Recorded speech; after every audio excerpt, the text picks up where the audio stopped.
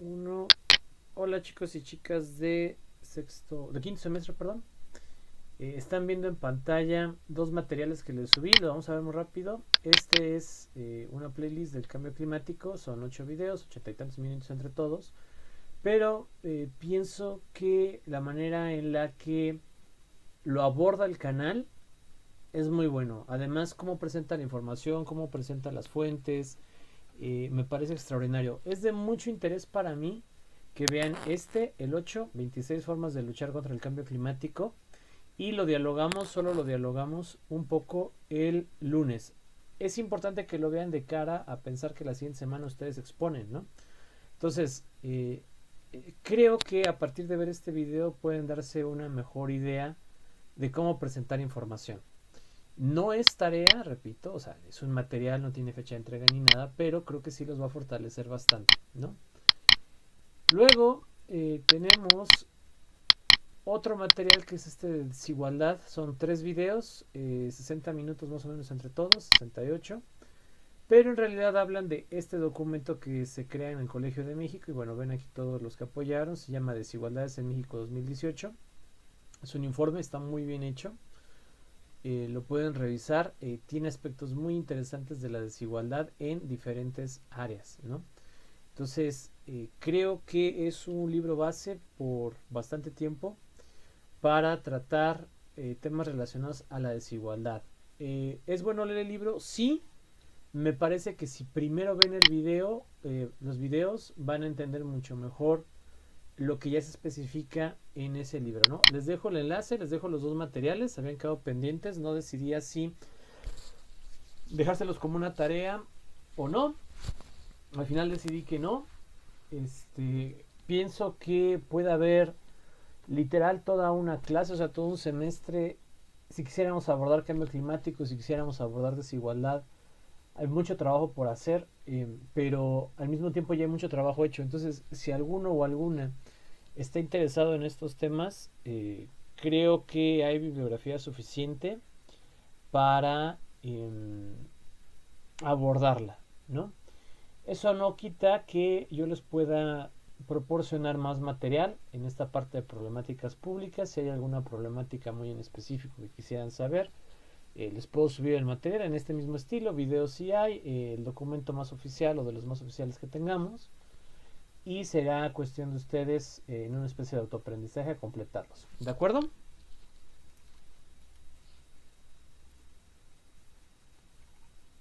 Sí, profe. Va. Vamos con las clases donde nos habíamos quedado.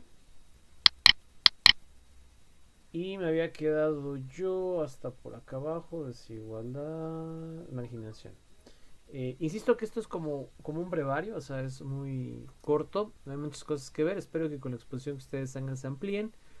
Eh, el lunes veremos un poco de política pública y con eso terminamos. El siguiente semestre en sexto hay iniciados con una parte que es como la conceptual de análisis, desarrollo, región, ¿no? Análisis, desarrollo regional.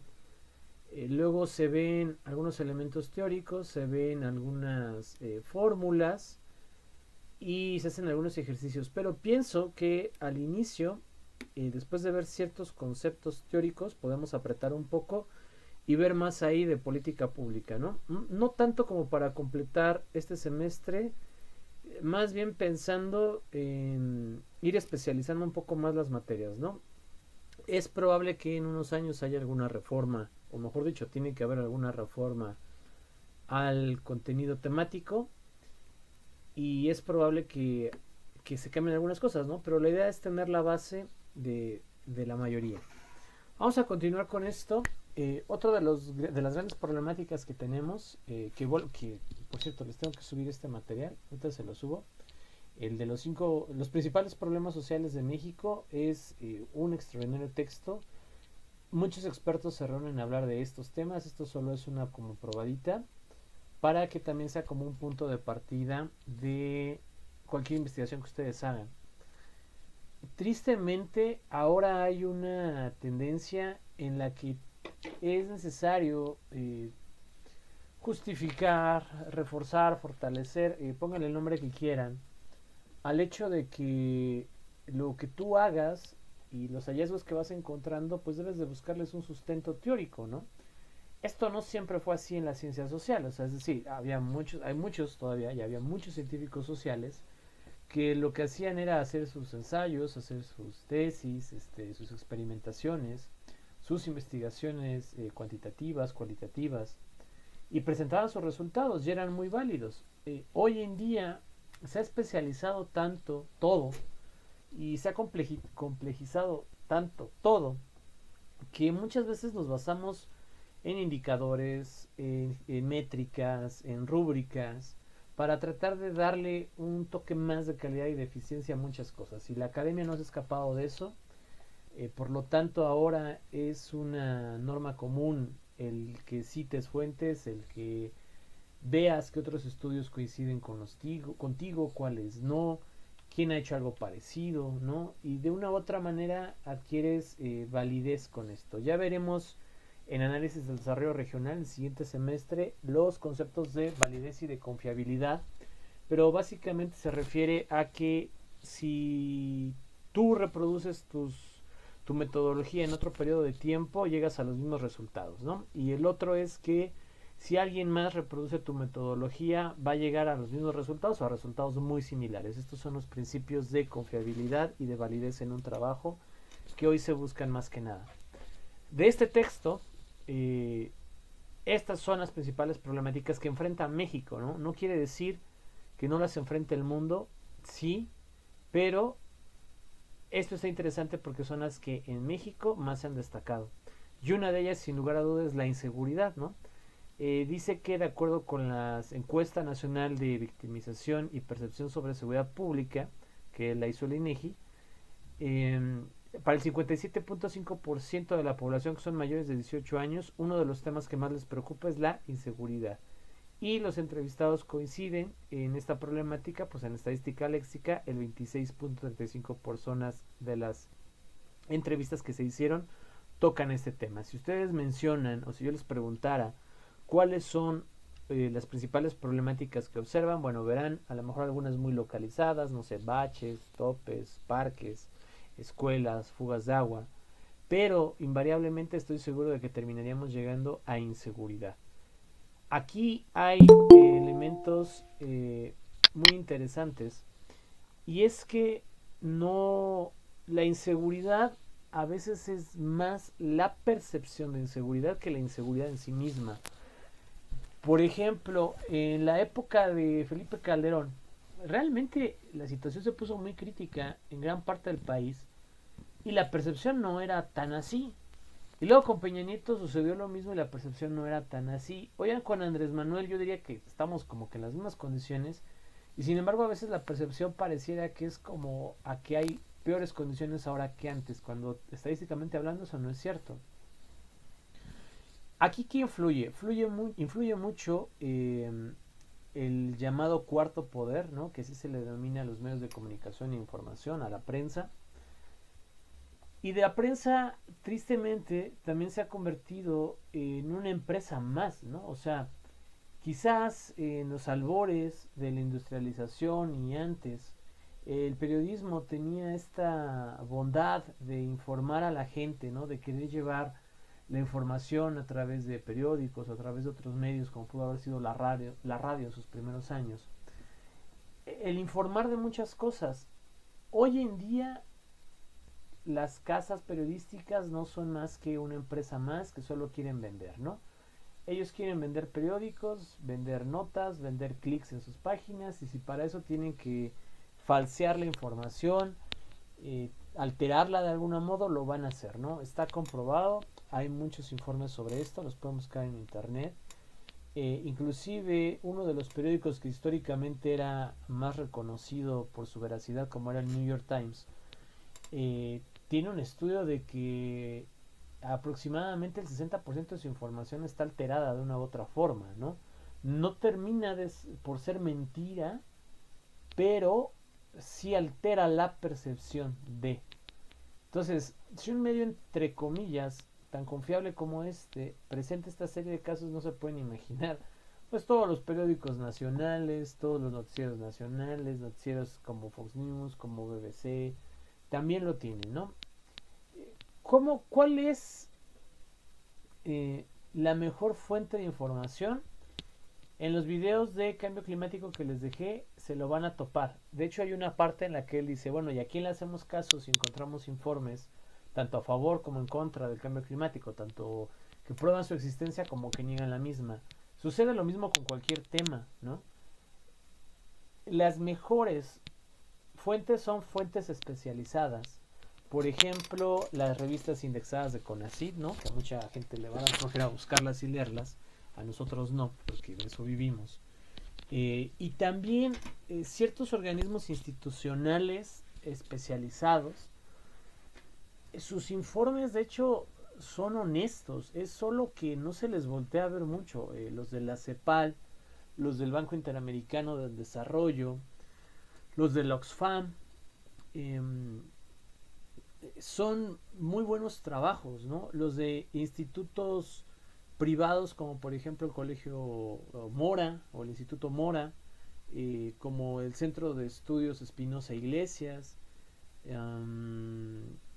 son, son las mejores fuentes que podemos tener, ¿no? ¿Por qué? Porque tienen un proceso de verificación de la información con muchísimo más rigor y sobre todo porque su objetivo no es vender, ¿no? O sea, es decir, el Instituto Mora, el Centro de Estudios Espinosa Iglesias, la Oxfam, la CEPAL, el BID, ¿no? El Banco Interamericano de Desarrollo, no están ahí para vender esos informes, esos periódicos, están ahí porque eso es parte de la investigación que hacen. Entonces, ahí llevan un hándicap a su favor, ¿no? Entonces, esas serían las mejores fuentes de información. Salvo que estuviéramos haciendo un análisis documental, cronológico, cronista, bueno, podríamos recurrir a lo mejor a algunas notas periodísticas, pero a sabiendas de que solo estamos tratando de probar algo, ¿no? Es decir, a través de notas periodísticas podemos señalar que X evento aconteció, pero tampoco podemos demostrar que sea 100% verdadero lo que el periódico dijo, ¿no? O sea, hay que aprender a diferenciar qué es lo que demuestra y qué no es lo que demuestra cualquier trabajo. Por ejemplo, muchos dicen, yo no creo en Dios, creo en el Big Bang, ¿no? Y yo así como de, pues sí, pero en ninguna parte del Big Bang dice que se prueba la inexistencia de Dios, ¿no? O sea, no lo dice, lo pueden buscar. El Big Bang prueba otros elementos, lo pueden leer, la teoría está bastante interesante. Entonces hay que tener cuidado con eso, ¿no? Con las falacias. Por eso veíamos a inicio de semestre esos videos del canal de Curiosamente, ¿no? Para tener cuidado con los esquemas, con las falacias del conocimiento y no caer en eso. Otra que se deriva, o que mejor dicho, tuvo definitivamente un gran aumento en COVID, en tiempos de pandemia, es la violencia. En relación con la inseguridad, la violencia va de la mano en el contexto mexicano. Esta puede ser entendida como una forma extrema de agresión material realizada por un sujeto individual o colectivo que consiste en el ataque físico intencionalmente destructivo contra personas o cosas que representan un valor para la víctima o sociedad en general. Aunque aquí habría que agregar, no solo es una violencia física, a veces hay muchos estilos de violencia, la no verbal, la psicológica, la verbal, ¿no? Eh, Son también actos de violencia que valdría la pena revisar un poco más, ¿no? En las entrevistas el 25.58% coinciden en que esta es una problemática vigente y presente. Y lo triste es que hay elementos invisibilizados al interior de la violencia. Por ejemplo, cuando empiezan a estudiar un poco sobre feminismo, van a llegar tarde o temprano a un concepto que se llama micromachismos, ¿no? Que son pequeñas prácticas socialmente aceptadas que realmente están ponderando más o valorizando más las acciones del hombre que de los de la mujer, ¿no? Y son adjudicaciones a los roles femenino y masculino. Pero tienen la característica de que, entre comillas, pueden pasar desapercibidos en la cotidianidad, ¿no? Hay quienes colocan muchísimas acciones como micromachismos, hay quienes son más precisos, pero pasa lo mismo acá. El contestar corto, a secas, es una forma de violencia que a veces no se nota. el no poner atención cuando otra persona está hablando, ¿no? O sea, hay muchísimas formas. Estaría interesante profundizar un poco más en tema de la violencia, espero que alguien lo aborde, pero definitivamente hay mucha información sobre esto, ¿no? Entonces, para quien quiera, puede investigar más. Uno más, y nos vamos ya acercando hacia la parte final de estas problemáticas públicas, es la educación. Y en términos de educación, hemos mejorado en un aspecto, que es la cobertura educativa. La cobertura educativa, es decir, la posibilidad de acercar planteles y profesores, sobre todo hasta nivel secundaria, en México en los últimos años, ha sido un boom, ¿no? Ha sido algo muy bueno. La cobertura de primaria está garantizada, entre comillas.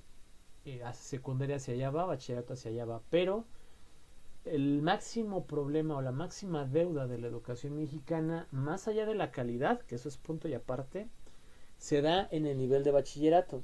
En el nivel de bachillerato es donde se presenta mayor deserción escolar, abandono escolar, índice de reprobación, y el brinco de bachillerato a universidad es donde más aspirantes se estancan, ¿no? Entonces falta esos elementos, falta potencializar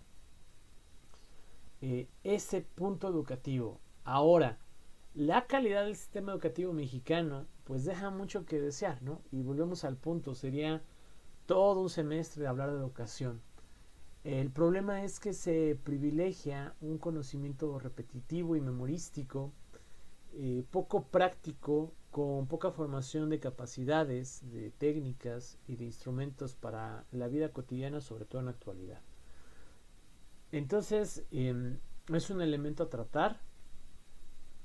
No pienso que es obvio que es necesaria una reforma educativa, pero la última reforma educativa que tuvimos de educativa no tuvo nada y fue más que nada una reforma laboral para la educación, ¿no?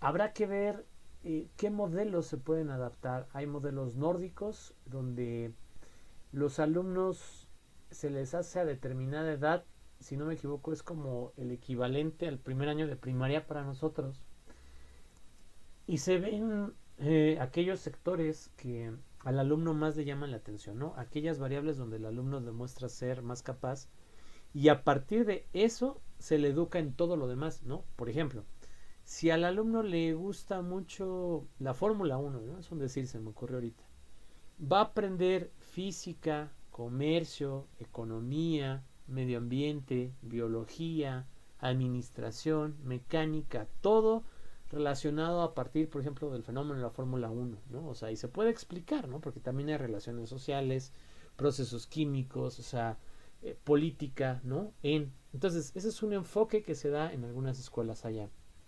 Otro modelo puede ser un poco más el japonés, pero el japonés es demasiado estricto en muchos sentidos, pero definitivamente lleva más habilidades para la vida. Allá es común ver desde preescolar economía familiar, eh, ahorro, ¿no? Civismo, ética, desde preescolar, ¿no? Entonces ya se imaginarán. Yo pienso que las mejores contribuciones para México en el futuro de parte de la academia tienen que ir versadas sobre la educación, sobre cómo a través de la educación se pueden gestionar muchos elementos. Había, si no me equivoco, es en Europa, donde los alumnos no se pueden graduar si no plantan y cuidan un árbol, ¿no? Y el árbol tiene que estar ahí vivo no sé cuánto tiempo para poderse graduar. Entonces son pequeños atisbos, pequeños señales de cómo a partir de la educación se podrían lograr cosas muy interesantes. En México, otra deuda histórica es la salud pública y creo que fue muy evidente en este periodo. Dice que la salud y la enfermedad son términos polares, antagónicos, que describen estados vitales corporizados en individuos concretos, pero verificables histórica y socialmente. La concepción acerca de la salud y de la enfermedad está íntimamente ligada a las diferentes cosmovisiones histórico-culturales a los avances registrados en el conocimiento y en la tecnología médico-científica y muy especialmente a la influencia ejercida por un paradigma médico-biológico. ¿Cuál ha sido uno de los problemas de la seguridad pública en México? O pues sí, de la salud pública, mejor dicho. El modelo de atención. Es decir, si ustedes vieran solo teóricamente hablando lo que es, por ejemplo, el IMSS, el ISSSTE, son modelos extraordinarios, de primer mundo. No los van a encontrar en muchos países desarrollados. Hay una, teóricamente hablando, hay un extraordinario propuesta y desarrollo de estos planes. Pero falla algo, fallan varios elementos, pero podemos destacar algunos. A ver, el primero, estos seguros tienen su mayor vocación en la prevención. No están pensados en la atención de urgencias, no están pensados en terapia intensiva, no están pensados en estos elementos que médicamente hablando, digamos, ya son emergencias, ¿no? En el famoso TRIGADE, ¿no? Más bien están pensados para llevar un control constante de sus asegurados y detectar tempranamente cualquier enfermedad. Entonces, si ustedes acudieran a citas, ustedes tienen seguro, ¿no? Por parte de la universidad, ¿cierto o falso? Cierto. Cierto. Sí. Ok, ¿y a cuántas consultas han ido? Ninguna. Porque se sienten bien, ¿cierto? Sí. Gloria a Dios por eso. Pero a ustedes no les va a pasar nada, ¿no? Pero sí deberían de ir, por cierto. Están en quinto.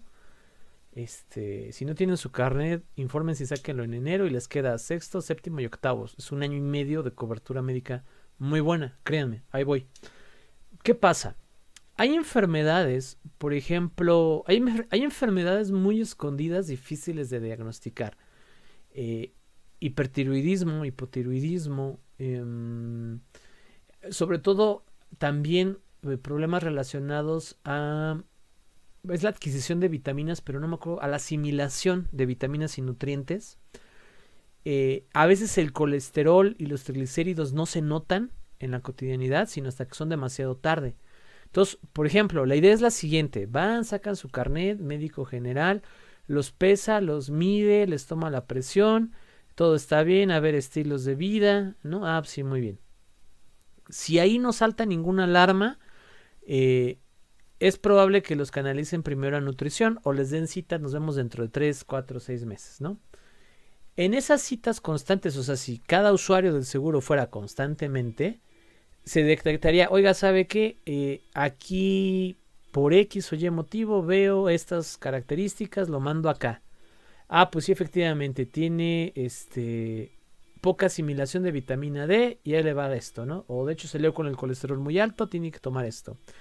Y la persona se sentiría bien, se arreglaría entre comillas con una pastilla, con cambiar hábitos alimenticios y no llegaría a grandes problemas.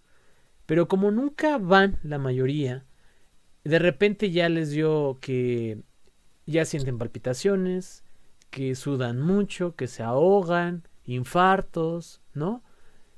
Y vas y llegas y pues no hay historial clínico tuyo, no saben cuánto pesabas hace un año o hace 2, no saben si aumentó, o sea, no saben nada de ti. Para un médico eso es, o sea, es como extraordinariamente difícil, ¿no? O sea, es como si nosotros llegáramos a una región y te dijeran, ah, sí, ya es el plan de desarrollo ahorita. No, pero pues dame los históricos. No, pues ya hazlo ahí, vele lo que tiene y hazlo, ¿no? Y nosotros dirán, no se puede hacer así.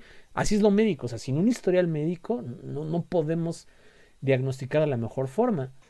Ese es el modelo del seguro, o sea, es preventivo. De ahí la famosa de más vale prevenir, ¿no? O sea, así se creó, así se construyó como un seguro preventivo. Como casi nunca va nadie cuando se siente bien, cuando se sienten mal, las áreas para atenderlos no están pensadas para esa capacidad y básicamente siempre están rebasadas.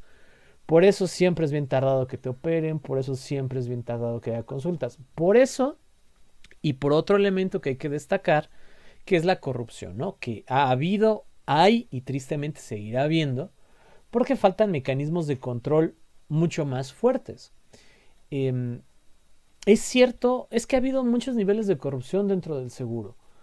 Por ejemplo, desde comprar medicamentos bien caros a farmacéuticas específicas, y ahí se pierde mucho dinero. De simular pacientes, ¿no? O sea, pacientes falsos que según los atienden y no es cierto, ahí se pierde mucho otro. En salarios, sobre todo de cargos altos, se pierde muchísimo dinero, ¿no? Entonces, al final queda muy poco dinero para equipo, para suministros, para pagar a más médicos y ni se diga para investigación médica. Los hospitales deberían de estar haciendo, así como lo ven, por ejemplo, en Grey's Anatomy, en Doctor House, en New Amsterdam y todas estas series de hospitales que hay que hacer un ensayo clínico, hay que hacer esta investigación. O sea, así debería ser la investigación médica en México, pero si no hay recursos para batas, ¿ustedes creen que va a haber recursos para hacer ensayos clínicos e investigaciones médicas? Pues la respuesta corta es no. Entonces, se van sumando muchas cosas. Otra, la mala formación y praxis de algunos elementos al interior, ¿no? O sea, dejan el oxígeno abierto, no cierran las válvulas, pierden un buen de material, no tapan bien las cosas y se contaminan y hay que tirarlas, ¿no? O sea, tristemente el seguro o los seguros sociales en México engloban la mayor cantidad de características negativas del pueblo mexicano, ¿no? O sea, corrupción, nepotismo, malas praxis, falta de ética laboral. No son todos, y a lo mejor tampoco son la mayoría, pero por unos cuantos le dan en la torre a este modelo. O sea, nadie termina de entender cómo es realmente el modelo del seguro social en México, en el sentido de que es preventivo, ¿no? Más que reactivo. Y eso es algo complicado. Yo sí les digo a ustedes, chicos, chicas, o sea, sé que por ejemplo ahorita no van a ir a sacar su carnet, ¿no? Pero bueno, pueden esperar a que acabe el semestre en diciembre, enero. Bueno, más bien que acabe el semestre ahorita en noviembre, que ya hayan presentado sus exámenes. Y ustedes tienen que imprimir una hoja de seguro. No sé muy bien cómo es del lado estudiantil, pueden preguntarlo en coordinación, ¿no? Pero sí sería muy bueno que vayan y saquen su carnet, se van bien tapados, un buen cubrebocas, no le hablen a nadie, no toquen nada, entregan sus papeles, sacan su carnet y que les den una cita general a las mujeres, a los hombres. ¿Por qué? Hay enfermedades bien escondidas, sobre todo las relacionadas con los hormonales, ¿no? Eh, y a lo mejor ustedes dicen, ay, me siento cansado, es que es la universidad, es que me siento triste, me dejó mi novio, mi novia. Y a veces no es eso, o sea, a veces es que hay una muy mala función de su cuerpo, de su organismo, que tienen una de estas enfermedades invisibles entre cierta forma. Y a partir de ahí, créanme que ha habido buenos diagnósticos y salen adelante. O sea, yo sé que a veces van a revisión y el doctor ni los voltea a ver, pero ustedes exijan que los revisen, exijan un laboratorio, una química sanguínea, ¿no? O sea, es su derecho. Entonces, sin ser groseros, pero sí busquen estos elementos para que los consigan. Sobre todo porque, por ejemplo, es un decir, yo espero que no, pero supongamos que algún alumno tuviera un problema de que una muela se le está trepando en otra. Eso, por fuera, son como 15,000 pesos. Y ahí en el seguro, bien o mal, pero te lo pueden hacer gratis, ¿no?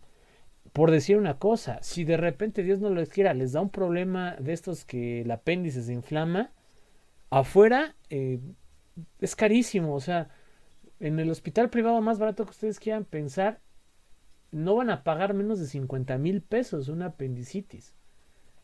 Es carísimo. Entonces, ojo con eso. O sea, hay que ser muy responsables en ese sentido.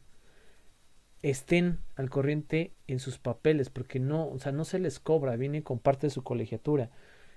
Es muy importante que lo tengan, o sea, es de vital importancia. Y ahí pueden acceder también, por ejemplo, a talleres que dan en el seguro, a cursos que dan en el seguro. Eh, la parte de nutrición, bueno, pues, como todo, no es de primer mundo, pero bueno, es buena. Eh, Hay otras, ¿no? Que les pueden apoyar, a lo mejor la parte de psicología, pues pueden sacar una consulta ahí, ¿no? O sea, yo siempre he sentido que es necesario tener mucho cuidado de nuestras emociones, de nuestra salud emocional. y de nuestra salud mental, ¿no? O sea, es una responsabilidad, ¿no? No podemos ser irresponsables y dejarlo así. Entonces son buenas prácticas que estoy seguro que les pueden servir. Háganlo, por favor, no echen en saco roto eso. Sí, es bien tedioso los trámites, en verdad créanme, yo lo sé, pero vale mucho la pena. Justo se relaciona el mal uso del seguro con otro problema que no es tan visible en México, pero que existe, que son los problemas culturales, ¿no? Dice el texto que el problema más grave es el desarraigo, y eso tiene que ver con que sucedan muchas cosas, es decir, que la gente que está en el consciente imaginario de la población en México, ¿no? Que la onda es o delinquir o defenderse de los delitos. Y eso tiene que ver con un proceso de aculturamiento, es decir, se perdieron ciertos valores tradicionales, se perdió el gusto por acercarse a la cultura en el más amplio de los sentidos que tiene lo que se llama cultura, y eso, por supuesto, que refunda en la pérdida de arraigo de tanta gente que no quiere estar en México, que ya no le gusta México, que no le gusta su ciudad, que ya no le gusta su casa, que no le gusta su familia, y entonces busca salidas, y estas salidas pues, pueden ser adicciones, ¿no? O la soledad, ¿no? Y por supuesto va a ocasionar problemas de salud en cualquiera de esas variantes, y entonces llegamos a esa parte de que no hay un arraigo, que no hay cultura, que no hay nada. Entonces no vemos esta ola, entonces vemos esta ola creciente de muertos, de decapitados, de mantas absurdas, de eso más o menos, ¿no? Si ven que está medio raro la redacción, es que, repito, este trabajo son opiniones de diferentes expertos, o sea, a veces se expresan bien, a veces se expresan raro. Pero ¿qué nos quiere dar aquí entender Modesto, no? Que realmente se ha perdido esta identidad, que es México, ¿no? Yo les recomendé que vieran la película Hecho en México, espero que ya la hayan hecho, si no tenganlo ahí apuntado para vacaciones. Les va a dar un panorama muy bueno de qué es México, ¿no? Y van a llegar a la conclusión de que México es al mismo tiempo muchas cosas y casi nada.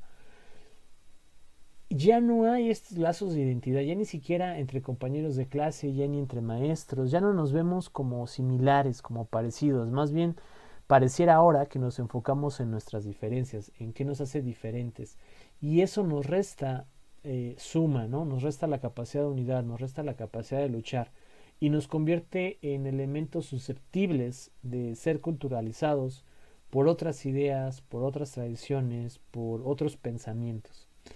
Por ejemplo, mucha gente ahorita con la vacuna del COVID decía que las vacunas traían un chip, que el brazo se te imantaba, lo cual no es otra cosa más que reflejar una profunda ignorancia. O sea, esa es la verdad.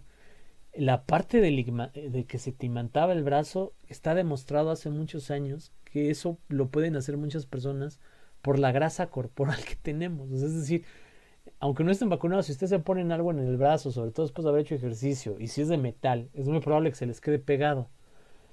Y ya está probado.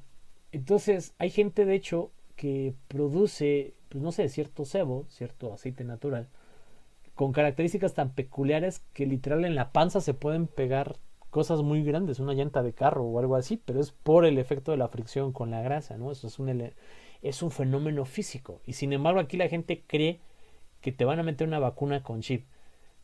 Ni por dónde, ¿no? Para empezar, no se pone así un chip. Luego, no sería ni un nanochip, tendría que ser aún más chico. ¿Saben cuánto cuesta? ¿Y ustedes creen que se lo van a estar poniendo a todo el mundo?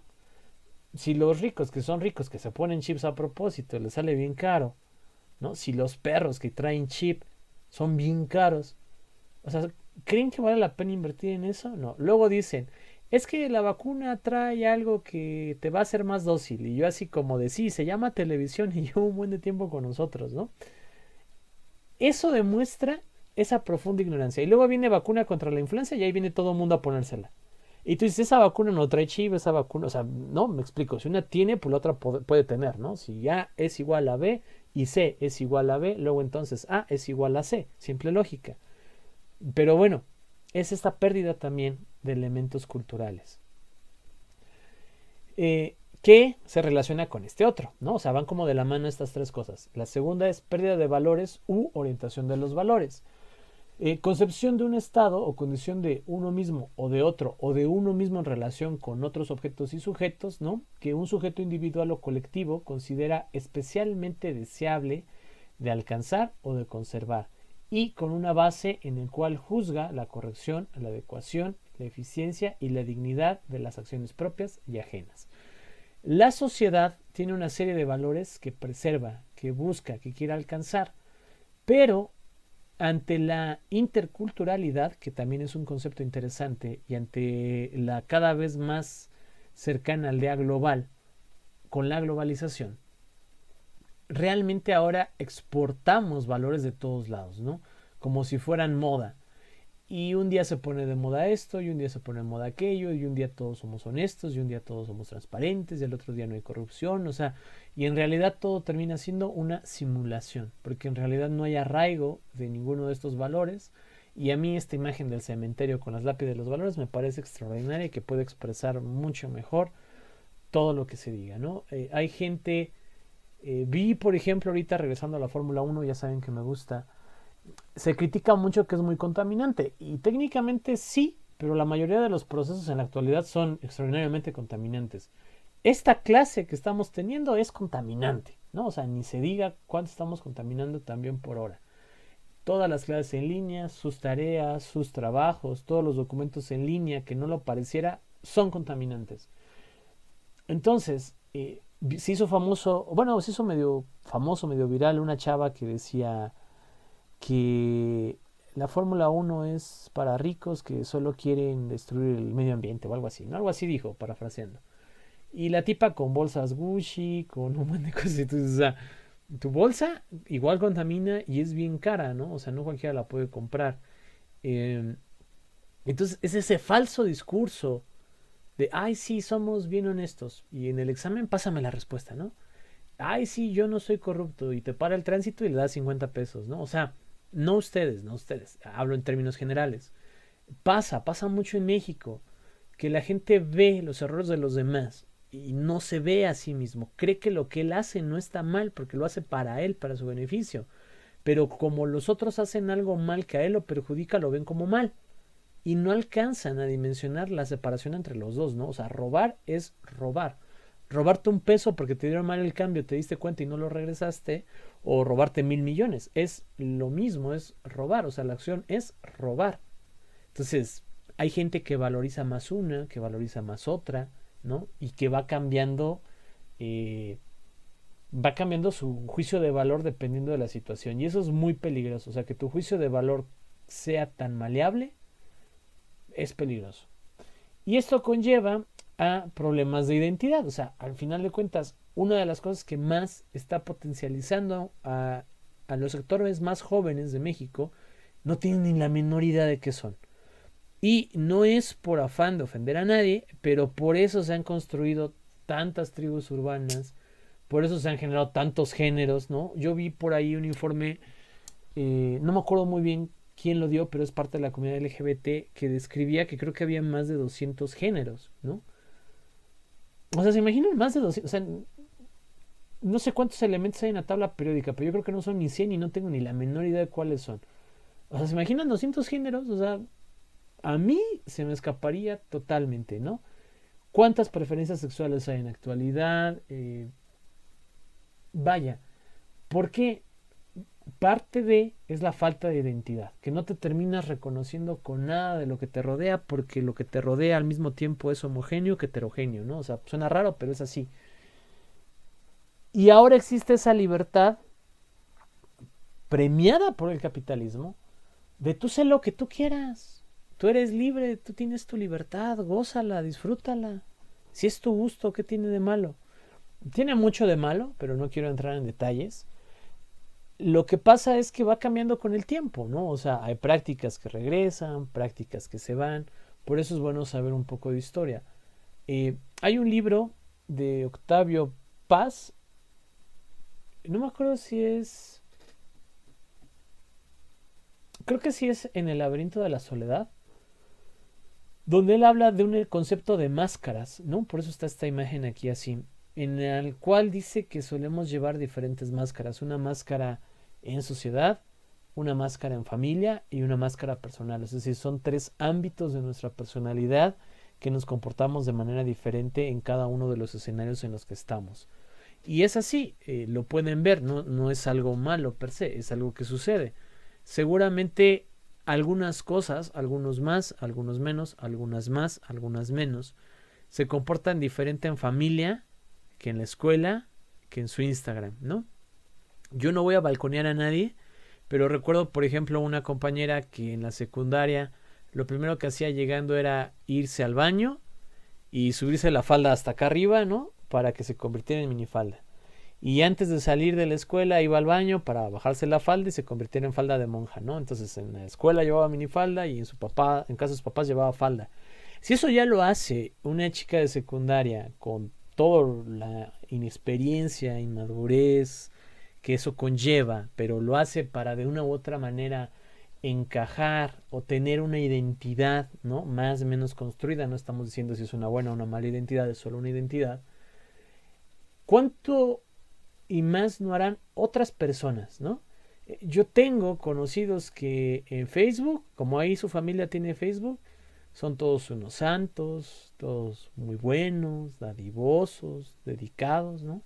Y en Instagram, como su familia no tiene Instagram, ahí suben las fotos de vámonos a tomar, es mi cuerpo, mi vida, ¿no? Y ya se imaginarán las fotos. Entonces, coherencia, ¿no? O sea, vamos a pedir sobriedad.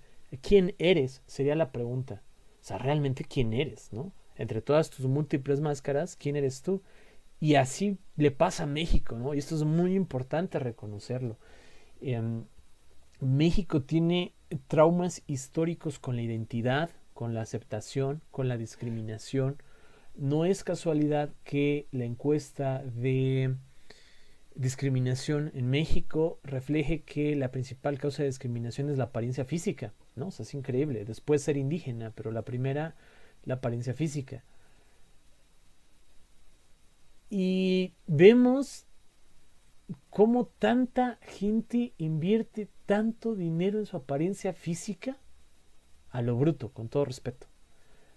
Por daños emocionales, por no sentirse bonita, bonito, guapo, guapa, aceptado, por estar tan lejos de los estándares de belleza, y se hacen la nariz más delgada, y se tatúan la ceja, y se ponen pestañas postizas, ¿no? O sea, en la medida de lo que tu economía te lo permite, pero de una u otra manera, si no ustedes, en términos generales, si puedes acercarte al estatus de belleza o al prototipo de belleza, lo harás para sentirte identificado. Y me parece una total aberración que lo que más importa de una persona sea el físico, ¿no? Y ustedes podrán decir, no, pues no es así, profe. Y lo sé, a muchos de ustedes y a muchas de ustedes seguramente el físico no es un problema, ¿no? O sea, no es una carta para juzgar a los demás. Algunos y algunas otras quizás sí. A lo mejor no lo hacen a propósito, es parte de estar dentro de.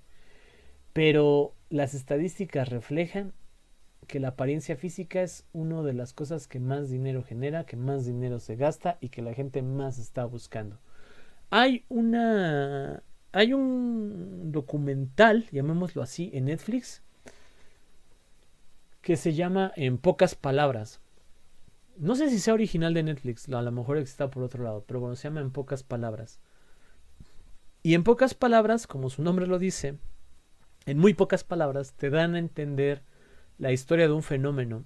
Y está muy bueno el que hacen sobre las cirugías plásticas. ¿Conocen el origen de la cirugía plástica? ¿Alguno? ¿Alguna?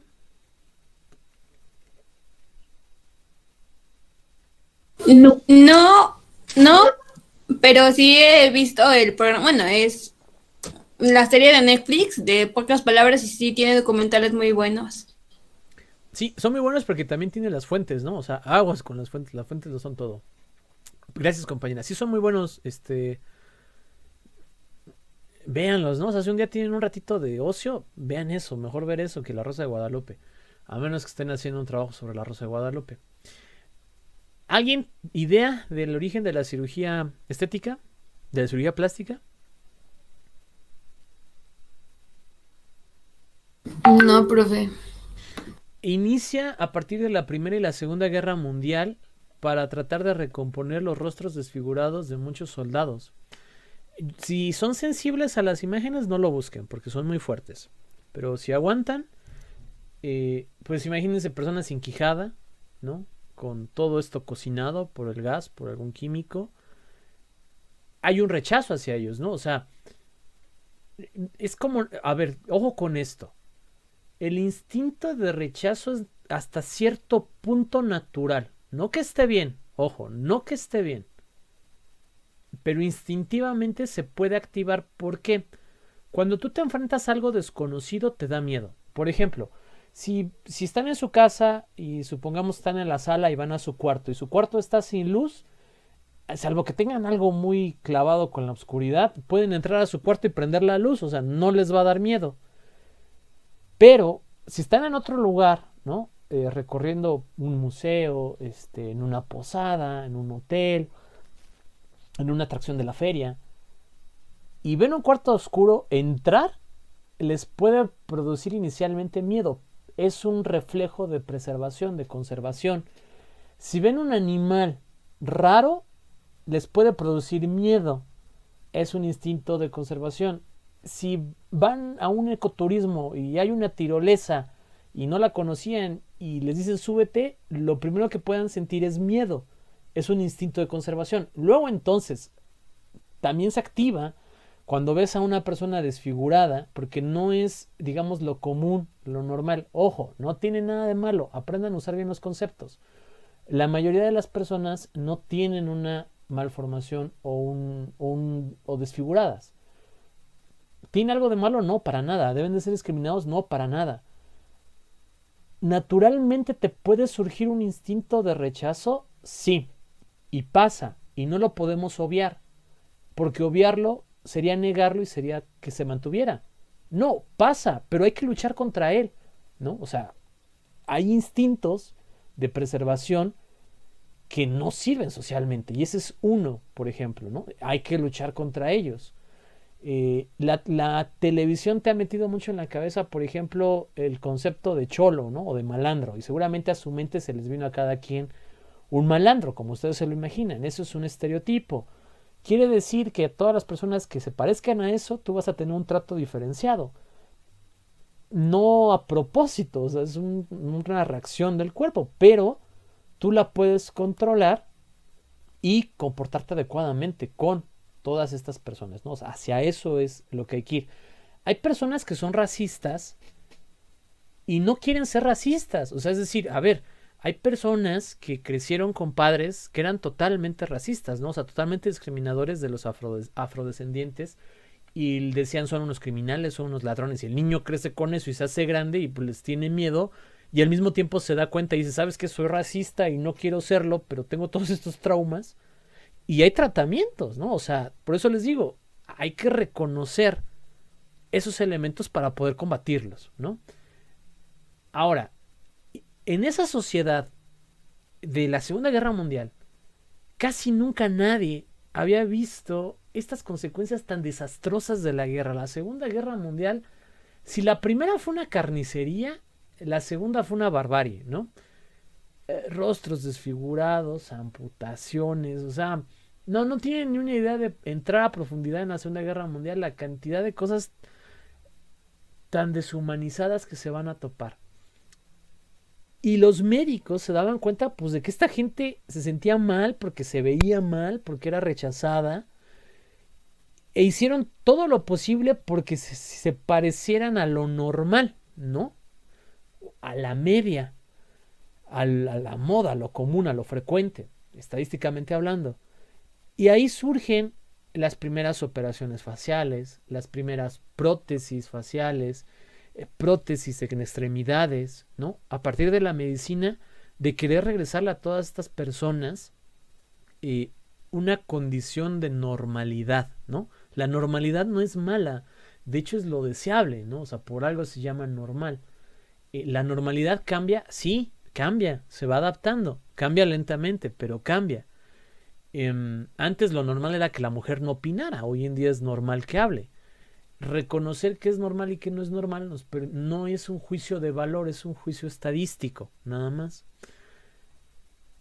A partir de ahí, de estos descubrimientos, se desarrolla la cirugía plástica.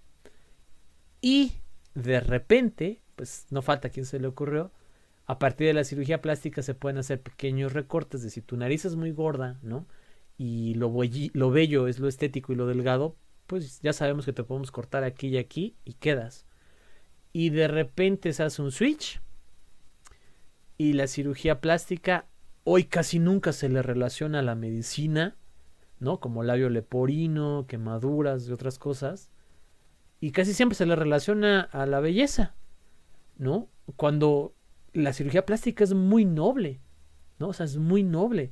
Hay muchos niños que nacen con megalunares, con labio leporino, con muchas otras cosas y son juzgados, ¿no? Porque los niños a veces son muy crueles. Y vuelvo a que este instinto a veces es natural. Y si no se habla en casa, si no se estudia, si no se conoce, pues se premia estos ciclos de segregación y de discriminación, ¿no? Hay que hablarlo, hay que identificarlo, hay que integrarlo en la cotidianidad y en la normalidad. Como eso no sucede a gran escala, muchos cirujanos plásticos de verdad hacen una belleza de trabajo. Tú ves cómo le cambian la vida a las personas. Y luego tienes el otro lado, ¿no? Hombres y mujeres que por más que se operan la nariz, los senos, los glúteos, lo que ustedes quieran, no están conformes, no son felices, no pueden ser felices, no terminan de verse bellos. Entonces, en la opinión de su profesor, si lo que tú necesitas para verte bello es parecerte a los demás, pues nunca vas a lograrlo, ¿no? O sea, tú eres bello por existir, tú eres bella por existir. Lo mejor de ti no tendría que ser tu apariencia física, sino tu trato hacia los demás, tu trato en sociedad, lo que contribuyes a la comunidad. Pero si te dejas llevar por lo físico y te juntas con pura gente que solo valora lo físico, pues vas a estar condenado y condenada y atado a la moda, ¿no? A los estereotipos de belleza, a lo falso, a lo simulado. Y créanme que sé que es muy triste, ¿no? Entonces, es bueno cuidarse, sí, claro, cremas antisolares, nutritivas, saber qué tipo de piel tienes, cómo cuidarla es muy bueno. No sé qué más puede ser. A veces hay personas que respiran muy mal y no lo saben. Eso también lo puede detectar el seguro. Y necesitan una operación plástica para corregir tabique, ¿no? Para arreglar cosas. Y ojo, el respirar mal va comprometiendo tu capacidad pulmonar, tu oxigenación en la sangre y a raíz de eso muchas cosas, ¿no? Entonces vale la pena tener eso en cuenta. Pero si estás bien físicamente, no tienes que preocuparte tanto por cómo luces. Hay chicas, también hay chicos, kilos y kilos de maquillaje, o sea, todos los días 2 horas para prepararte para salir, ¿no? Cada quincena 2,000 pesos no sé si es lifting o cómo se le llama, el que te ponen cejas o pestañas. O sea, es una pérdida económica muy fuerte todo por querer ser aceptado en sociedad. O sea, esa es la realidad detrás, ¿no? Hay muchas formas de ser aceptado, no tendrías por qué ser aceptado por todo mundo, eso no es normal. Tengan mucho cuidado con la identidad, tengan mucho cuidado con su imagen, ¿no? Y valórense realmente por lo que son. Hay gente que se acerca a un estereotipo de belleza genéticamente hablando o naturalmente hablando, pues qué bueno, hay gente que no, y no pasa nada, ¿no? O sea, lo físico no debería de ser lo que más premie. ¿Es lo que más está premiando? Sí, la estadística lo refleja. Pero también es conciencia de cada uno salirse de esa moda si es una moda destructiva, si es una moda que no suma, que consume. O sea, no te vas a subir a todos los trenes de moda, ¿no? Y vamos a terminar con 3 problemáticas. Uno son los problemas indígenas y de esto también hay infinidad de conocimiento. No lo voy a leer, lo voy a platicar un poco más. Lo peor que le puede pasar a alguien en este país es ser mujer y ser indígena. Lo dice la estadística, ¿no?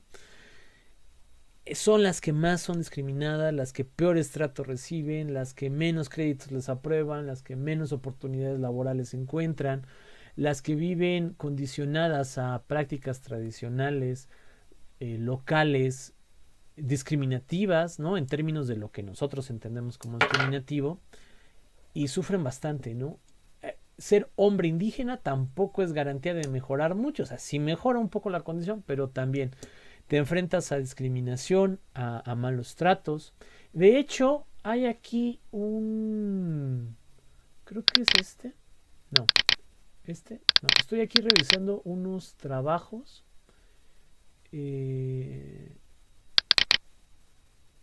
Dejen ver si lo encuentro. Creo que es era este.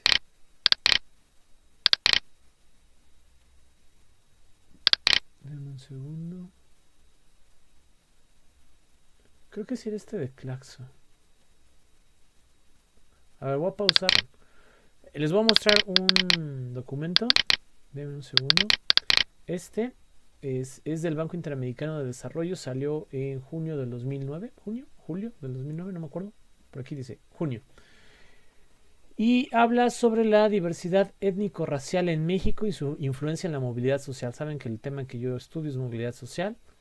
Y está bien interesante, ¿no? Vamos ya a la parte del índice. Es un trabajo muy concreto, o sea, son 46 hojas en total, ¿no? 32 de texto. Yo creo que lo pueden buscar, lo pueden leer. Y hay una conclusión que, híjole, fue muy triste para mí, pero muy cierta, ¿no?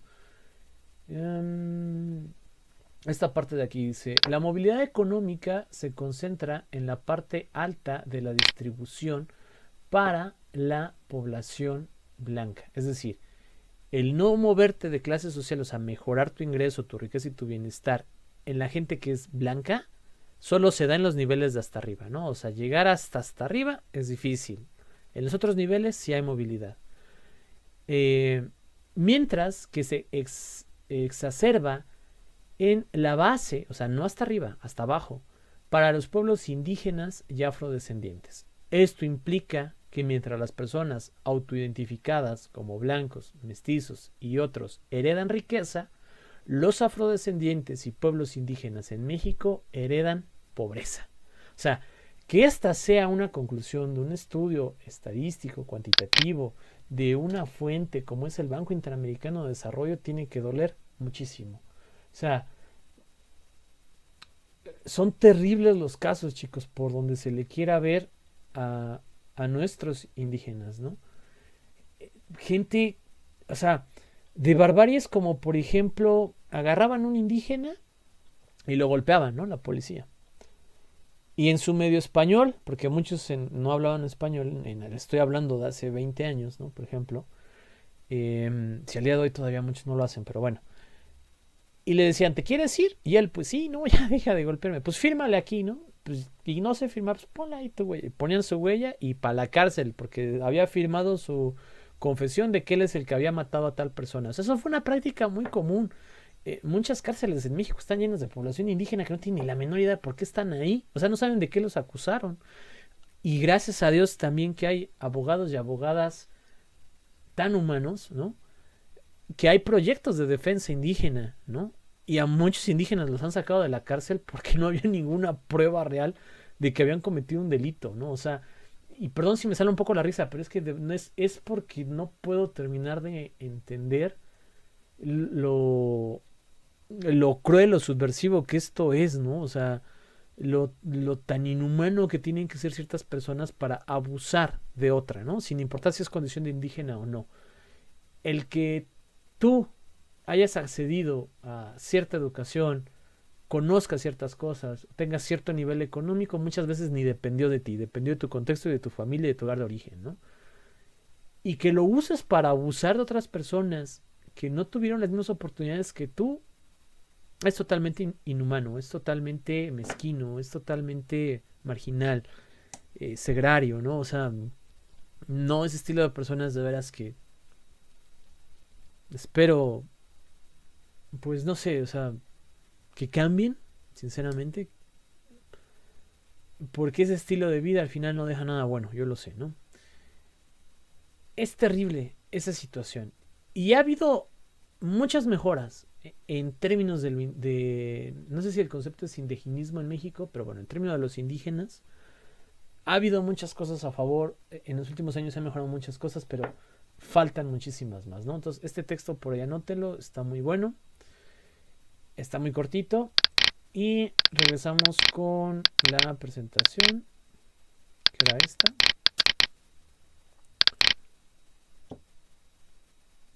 Y... uy, no se compartió, espérame. Esta.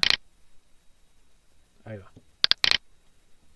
Y al final de cuentas, uno de los problemas que más vemos es la migración, ¿no?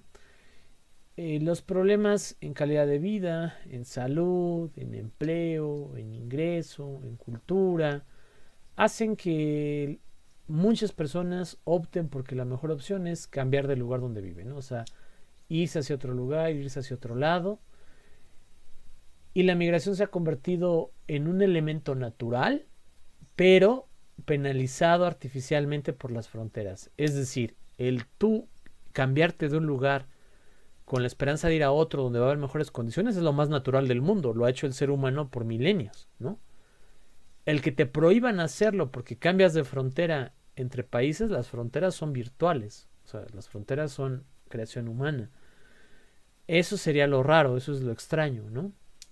La migración es un fenómeno natural, altamente castigado hoy en día, altamente evitado, pero que para los migrantes y las familias de los migrantes trae muchos problemas, ¿no? Inestabilidad en la familia, relaciones rotas, pues pérdida de este lado humano que también forma parte del bienestar, al no poder estar con la familia, al no poder convivir, al no poder ver crear a sus hijos, ¿no? Un desarraigo cultural, un desarraigo territorial. En términos macro también nos habla de una pérdida de potencialidad, de capacidades, de mano de obra productiva, ¿no? Y es sin lugar a dudas otra de las problemáticas más complejas. Y por último el deterioro ambiental, que de eso ya saben mucho, y los videos que les dejé les van a dar más a profundidad que yo esta parte, ¿no? Preguntas, comentarios, algo que quieran mencionar sobre esto, sobre otra cosa.